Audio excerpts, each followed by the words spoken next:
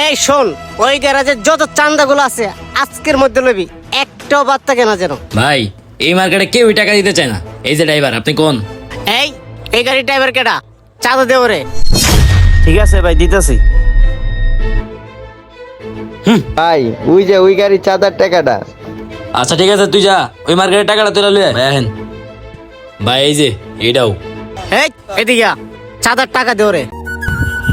আরে ভাই, চাঁদা দেবো মানে? কিসের চাঁদা দেবো আপনি গো? কোনো চাঁদা মাদা দিতে পারবো না ভাই। কিসে চান্দা দিবি মানে? তুই ভাইয়ের মুখে মুখে তর্ক করতেছ। তুই মার্কেটে নতুন, তুই ভাইরা চিনস না? তুই ভাইয়ের মুখে মুখে তর্ক করতেছ। চল ঠিক আছে নিয়ে চল, ওরে আজকে বুঝামু। এই ভাই দাঁড়ান ভাই, আমার স্যারে ফোন দিয়েছে। ক তাড়াতাড়ি কথা কো। আসসালামু আলাইকুম স্যার। ওয়ালাইকুম আসসালাম। স্যার আমি আছি স্যার, আমি এতক্ষণ গাড়ির সামনেই ছিলাম। কয়েকটা লোক এসে আমার ধরে নিয়ে আসছে, আইসা এখানে চাঁদা দেই নাই, তার জন্য আমার অনেক মারধর করছে। আরে কি বলো তুমি? এটা কোন জায়গায়? এটা হয়েছিল আপনার জেলা পরিষদের ভিতরে। আচ্ছা ঠিক আছে, থাকো তুমি, আমি আসতেছি। ঠিক আছে স্যার, জলদি করে আসেন। আমার চাঁদা দিবি না, তোর আজকে খবর আছে।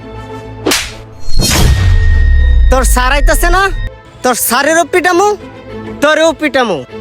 এই এলাকা গাড়ি পার্কিং করতে হলে আমাকে চাঁদা দিয়া পরে পার্কিং করতে হবে। আমার নাম চান্দা রশিদ, কথাটা মনে রাখিস। আবার টাকায় রইছস? ভাই কি কইতে শুনস নাই? এই মার্কেটে গাড়ি রাখতে হইলে, গাড়ি পার্কিং করতে হইলে আমার ঘরে ট্যাক্স দিতে হইব। এই মার্কেটে গাড়ি রাখতে হইলে আমার ঘরে চান্দা দিতে হইব। এই কি হইছে হৃদয়? স্যার ওনারা দুইজন, আমি চাঁদা দেই নাই দিক্কা আমার গাড়ির কাছ থেকে ধরে নিয়ে আইসা অনেক মারধর করছে। আরে এই তোমাদের সমস্যা কি? আর মারছো কেন? আর তোমরা কিসের চাঁদা চাও? আর তোমরা কারা? আমরা কেডা মানে? আপনি আমার ঘরে চিনেন না? আর ভাইরা চিনেন না আপনি? এই তুই আমার চিনস না মানি?